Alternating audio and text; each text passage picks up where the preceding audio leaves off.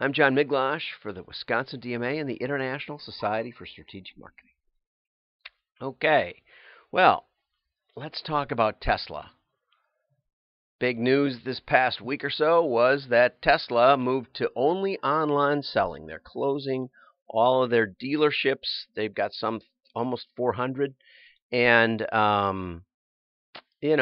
some people heralded this as another sign of the end of retail. And Mark Ritson takes this on, and I just really like his articles because they're long. They're not like my stuff, just top of the waves. He actually gives you some meat to sink your teeth into. And the first part is that he got really excited about Tesla and their trip to beyond Mars and all of the rest of the hype that Elon Musk dishes out. So he decided that he was going to look into buying a Tesla when it came out.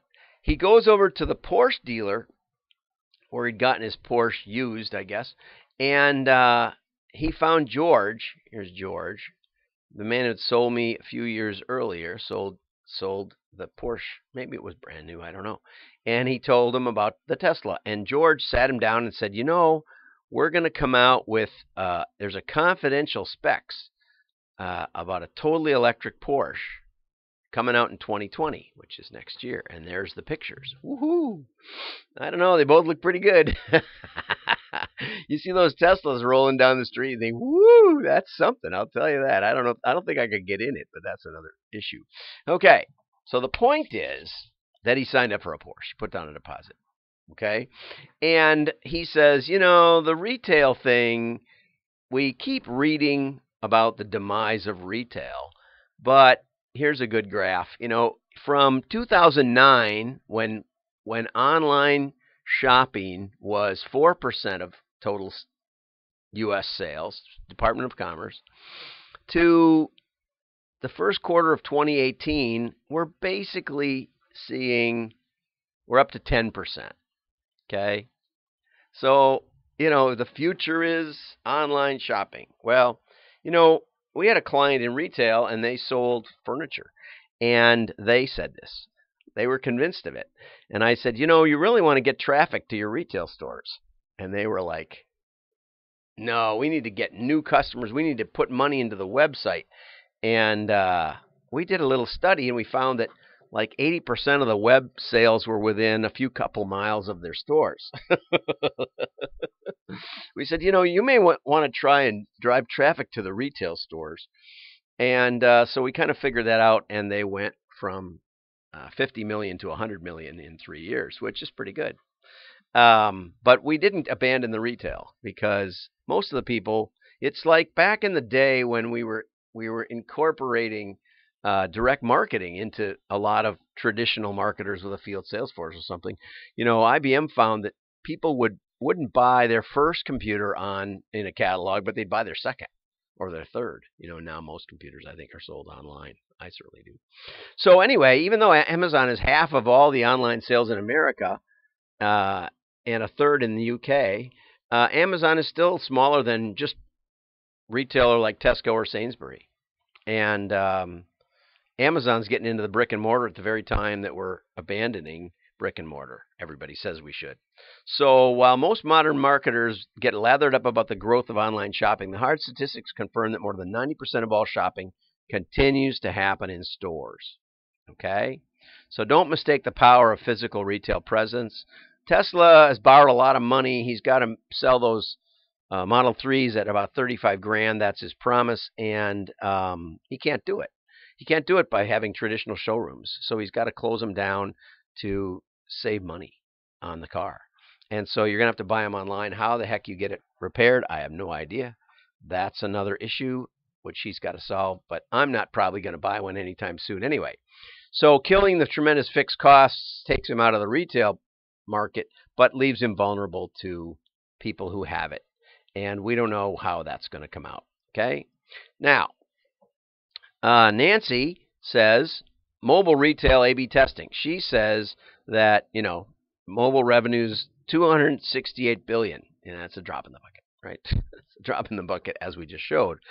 And Amazon is the single biggest threat to retailers. It's not a threat to retailers. Okay, not right now. But the truth is, as Mark just pointed out in the previous article I skipped over, the worst retailer gets axed. You got to be better than the worst, right? And that is the thing. But she points out that A/B testing is one of the keys, and combines that with customer segmentation. It's really a pretty good article. Except she doesn't really exactly show you how or give you case studies. If you want that sort of thing, you might want to get my book, Spinning Straw into Gold. It's really, it's pretty small. Big print, lots of pictures. But it's an overview of how customer segmentation works and how you change the offer to tailor to your audience. And that's an important part. Okay, so retailers, everybody's talking about targeting individuals. Very difficult. Like we found out yesterday when they targeted me with the bug vacuum. It's much easier to think of them in segments on a variable-based system. Now, that said, the most common segment-based methodology is RFM. And the problem with RFM, recency, frequency, monetary segmentation, is that it has no product component. So some people talk about RFMP, but it still doesn't have much of a product component. And you can really get it messed up, which is also in the book. We have a great story about Cabela's and how their RFM messed up their marketing. You got to keep testing. There's another excellent book called Scientific Advertising by Claude Hopkins, one of the great books of all time. If you haven't read it, you have to read it. Scientificadvertising.com. You can find it there for free in a PDF form. Okay, so RFM, customer segmentation, right? That's what we're talking about, RFM. And this article isn't from too awfully long ago. I found you can go get your file scored at CleverTap.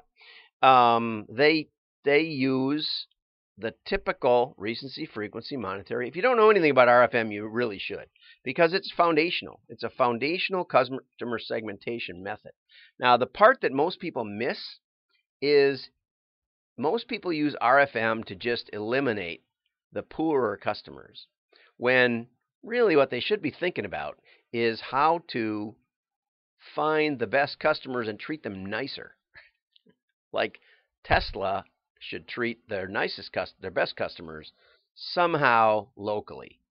It may not be a showroom, but it should be some local presence. I mean, I would suggest to Tesla that they have a big semi or two full of Teslas, and they drive around to county fairs or to state fairs or some venues where there's a lot of people, and they do social media like crazy to say, hey, come here and see a Tesla, take a test drive, something like that. Something to get local, even if you're not going to keep a fixed brick and mortar location all the time. Anyway, and make it a barbecue for the customers that already have Teslas. I went to the BMW golf tournament, and they did a really nice job for BMW owners. I really appreciated that. I wasn't one, but my brother-in-law was. Okay, so RFM shows you the recent purchases, the frequent purchases, and the monetary values.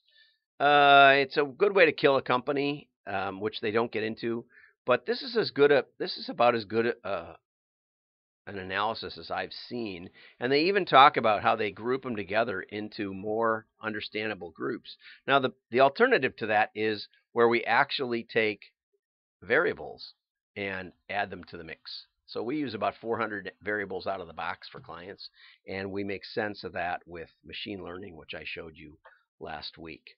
Okay, the Drum and IBM have launched a new initiative that it's just funny to me, because IBM says we focused too much on technology in marketing, and now what we need to do is understand the disruption and get back to the creativity and to understand the innovation and creativity. And that's just so funny, because IBM just moves the pendulum back and forth.